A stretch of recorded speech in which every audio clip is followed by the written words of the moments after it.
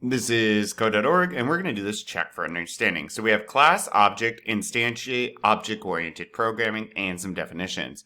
Do not get intimidated by this stuff. Again and again, let's use our resources. I'm going to click way up here on the lesson title, and let me see here. I'm currently on instantiating objects. Let me see our lesson resources here. Okay, so look, they give me definitions. I have constructor and instantiation. Let me see here. Instantiation. Cool. Instantiate, to call the constructor to create an object, and the constructor is a block of code that has the same name as class, tells the computer how to create an object. So to instantiate is to call that constructor and create an object. Let's see, to call the constructor and create an object is instantiate. Great. Now, it didn't have anything else. Let's look at the definitions though in lesson 3.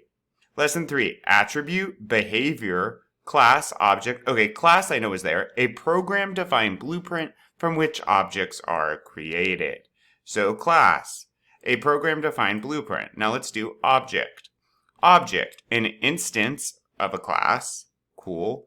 Object-oriented programming, an approach to creating or using models of physical or imagined objects. Bam. Students, use your resources. Cool. We awesome. Onward.